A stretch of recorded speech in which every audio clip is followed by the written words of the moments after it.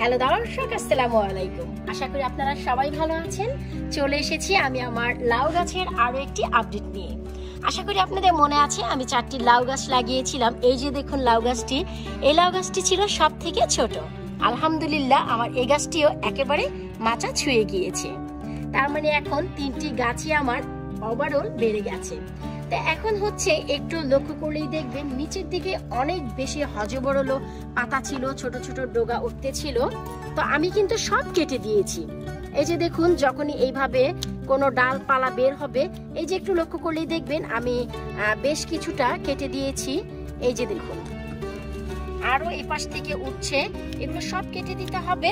এই যে একটু লক্ষ্য করলেই দেখবেন এই যে এ শুধু এনার্জি খাবে গাছের, কিন্তু কোনো লাভ হবে না। তাই আমি প্রত্যেকটি গাছের এই যে নিচের রুট গুলো আছে শুরুতেই দেখুন সব কেটে দিচ্ছি। একটি ভালো লাউ গাছ পেতে হলে, সফল লাউ গাছ পেতে হলে আপনাকে বেশ কিছু জিনিস ফলো করতে হবে। আমি চেষ্টা করব আজকের এই ভিডিওতে সবকিছু আপনাদের সাথে শেয়ার করতে। প্লিজ ভিডিওটি শুরু থেকে শেষ পর্যন্ত দেখার অনুরোধ রইল। এতে আপনারা বুঝতে পারবেন যে আমি একটি ভালো লাউ গাছের জন্য কি কি পরিচর্যা করে থাকি। তো শুরুতে আমাদের এই কাজটি করতে হবে, প্রত্যেকটি গাছের নিচের যে ডগা থাকবে বা ছোট ছোট পাতা হবে এগুলো সব আমাদের কেটে ফেলে দিতে হবে।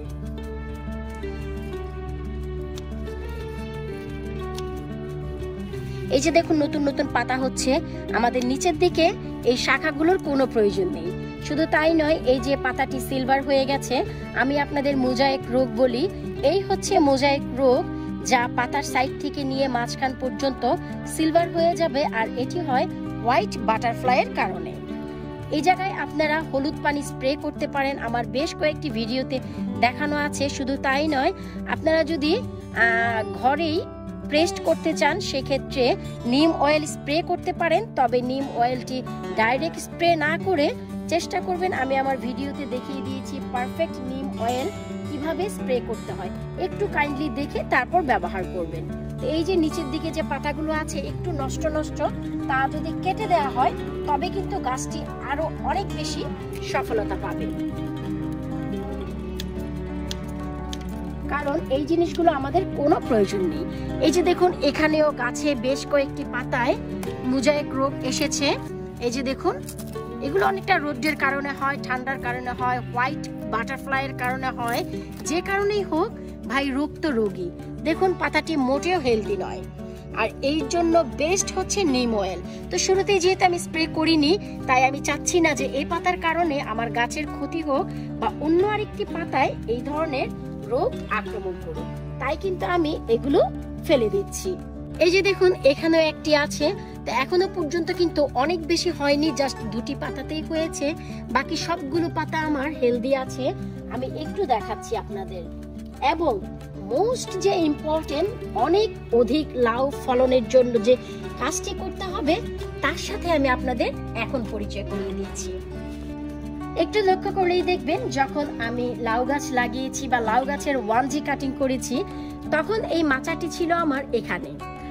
আমি কিন্তু মাচার নিচে গিয়ে 1G কাটিং আপনাদের দেখিয়েছি। আর এই যে দেখুন এখন হচ্ছে মাচাটি আমি ঠিক এভাবে ধরতে পারছি।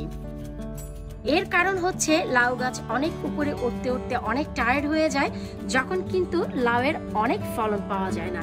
তাই আমি এই লাউয়ের মাচাটি নামিয়ে দিয়েছি 1G কাটিং এর পরপরই। এতে করে দেখা যায় আপনি যদি চান এসে আপনি লাউয়ের পাতাগুলো ঠিক 2 হাত দিয়ে ধরে যত্ন করতে পারবেন।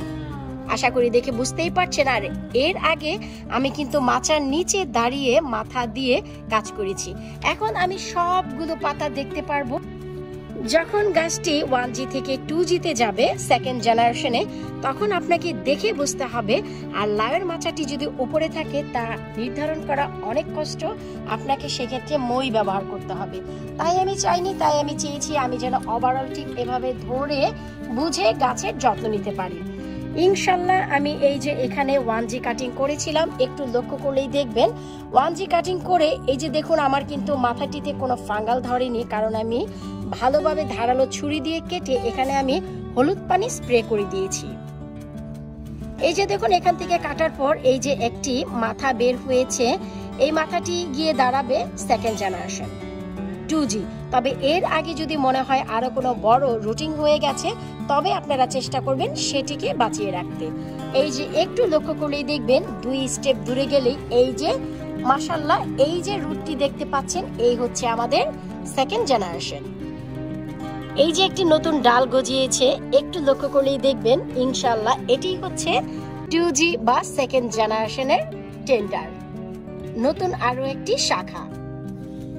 এই যে নতুন শাখাটি আমরা যেমন প্রথম শাখায় 10 থেকে 12টি পাতার পর আমরা কাটিং করেছি, ঠিক এইখানে আমরা একই কাজ করব। যখনই আমাদের 10 থেকে 12টি পাতা হবে তখন আমরা সেকেন্ড জেনারেশন বা 2G কাটিং করব।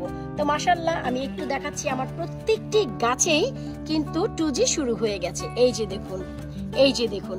আর এর কারণ কিন্তু আমরা এই যে কেটে দিয়েছিলাম ফার্স্ট জেনারেশন, না হয়তো এটি বাড়তে বাড়তে এখানে পুষ্টি পেত না, এই ডগাটি অনেক দেরিতে বের হতো, এখান থেকেই অনেক ফুল আসতো, যা দেখে আমরা অনেক খুশি হয়ে যেতাম। যেমন কি এই যে দেখুন, আমি একটা এক্সাম্পল দেখাচ্ছি। এই যে দেখুন একটি ছেলে ফুল, তখন আমরা মনে করতাম আরে ভাই লাউ গাছে ফুল চলে এসেছে, তার মানে কি লাউ চলে আসবে। আসলেই তাই না। এই যে দেখছেন ফুলটি স্টিল এখনো কিন্তু 1GB তেই আছে ফার্স্ট জেনারেশনে। তো আমাদের যে কাট করতে হবে, এখন আমাদের এই ফুলটিও কাট করতে হবে। একটু লক্ষ্য করলেই দেখবেন আমি কিন্তু এই ফুলটিও 90 ডিগ্রি অ্যাঙ্গেলে কেটে দিচ্ছি। এই যে আমরা 90 ডিগ্রি অ্যাঙ্গেলে কেটেছি, এতে এর সাথে সমতলে আমাদের এই যে নতুন শাখা তা বাড়বে। সমান করে কাটলে এই যে শাখাটি অনেক আঘাতপ্রাপ্ত হতো। তা আমাদের একটু দেখে বুঝে নিতে হবে যে কোথায় কোথায় ছেলে ফুল এসেছে তা একটু দেখতে। এই যে দেখুন এখানে কিছুটা পোকাই খেয়েছে, কারণ আমি কোনো প্রকারের বাগ কিলার এখনো পর্যন্ত দেইনি। পোকামাকড়ের ওষুধ মাশাআল্লাহ এখনো পর্যন্ত হেলদি আছে, তাই দেইনি। তবে যেহেতু ছোটখাটো একটু পোকামাকড় দেখা যাচ্ছে, কারণ সামারে বিভিন্ন ধরনের পোকামাকড় স্লাগ গার্ডেন ভরাই থাকে, এটাই হচ্ছে ন্যাচারাল যে সামার আসলে পোকামাকড় আসবে, তো যত্ন নেওয়াটি জরুরি। আর লাউয়ের পাতা কিন্তু বেসিকলি একেবারেই ঠিক এইরকম খোলা থাকে। একটু আমি নিচের দিকে দেখাচ্ছি, একটু বুঝতে পারবেন। এই যে দেখুন লাউয়ের পাতাগুলো কিন্তু ঠিক এইরকম থাকবে, আর এটি হচ্ছে লাউয়ের পাতার বৈশিষ্ট্য। কিন্তু দেখুন পাতাগুলো এমন হয়ে গেছে, আসলে আমাদের যত্নের কোনো ত্রুটি নেই, মন খারাপ করার কিছু নেই। গাছটি আমি দারুণ ওয়েদারে লাগিয়েছিলাম, কিন্তু তারপর থেকেই 2 সপ্তাহ এত বাজে ওয়েদার গিয়েছে, তাতেই এই যে গাছগুলো ঠান্ডায় পাতাগুলো একেবারে কুকড়ে আছে, একেবারে চুপসে গেছে, কিন্তু পাতাগুলো সতেজ আছে। অনেক বেশি ঠান্ডা পায় সারা রাত ভরে, দিনেও তেমন রোদ নেই। আজ মাশাআল্লাহ একটু গরম এবং রোদ দেখা যাচ্ছে, কিন্তু বিকেল আসতে না আসতে অনেক ঠান্ডা পড়ে যাবে। জানি না যে কেন, আমরা কোনো ত্রুটি করছি না, কিন্তু যদি ওয়েদার সাপোর্ট না করে এতে আপনার কোনো কিছুই করার নেই। তবে হ্যাঁ, যত্নের কোনো ত্রুটি রাখছি না, যত্নের কোনো ত্রুটি করা যাবে না। আশা রাখবো আজকে এই ছোটখাটো টিপসগুলো আপনাদের উপকারে আসবে। যদি উপকারে আসে অবশ্যই টিপসগুলো ফলো করবেন। বিশেষ করে লাউ গাছের জন্য মাচাটি মোস্ট ইম্পর্টেন্ট। ঠিক এতটুকু একটি মাচা দিবেন, তার মানে হচ্ছে 3.5 ফিট থেকে উপরে মাচাটি তুলবেন না, যে মাচাটি আপনি নিজে ধরে পর্যবেক্ষণ করতে পারবেন। না হয়তো বোঝা বড়ই মুশকিল উপরে থাকলে যে আপনার সেকেন্ড জেনারেশন বা 2G 3G রুটগুলো কোথা দিয়ে বের হচ্ছে, তার মানে শাখা প্রশাখা যদি না বুঝেন আপনি কিন্তু লাউ সহজেই ধরাতে পারবেন না। যদি নতুন আরো কোনো কিছু জানতে ইচ্ছে হয় অবশ্যই আমাকে প্রশ্ন করবেন, উত্তর দেওয়ার চেষ্টা করব। আজকের মতো বিদায় নিচ্ছি, আবারও নতুন কোনো গার্ডেনের আপডেট নিয়ে হাজির হয়ে যাব। আল্লাহ হাফেজ।